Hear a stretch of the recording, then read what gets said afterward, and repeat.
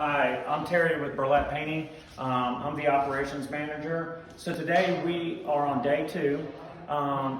Yesterday we went over covering the plastic, the paper. The second step on a job like this is always going to be your preparation.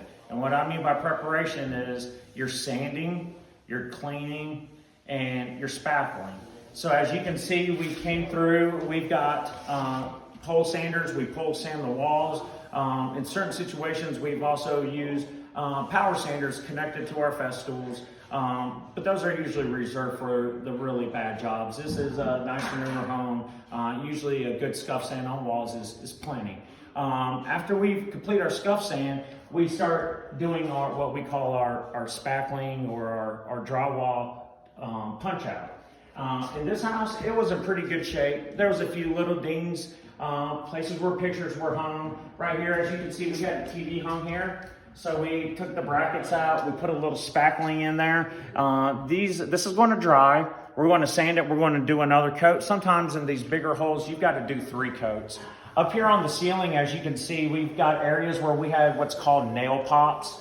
And certain homes, they use screws, and certain homes, they use nails. So what we do is anywhere where we see a nail pop, we take the drywall out in those areas. And if it's a screw, we screw it in further. If it is a nail, we take the nail out and we put a screw in. Every home in America is different. You're going to find some with nails, some with screws. Screws are always the best. So we put screws in there, and then after the screws, usually it takes 2 to 3 coats of spackling to really get those nail pops smoothed out correctly. As a painter, we prefer to use spackling in a lot of situations for a few reasons. Number 1, spackling is going to dry a little quicker than mud will. Number 2, spackling is flexible, meaning it's going to give a little bit, whereas a drywall mud, which is really hard, it will crack out sometimes.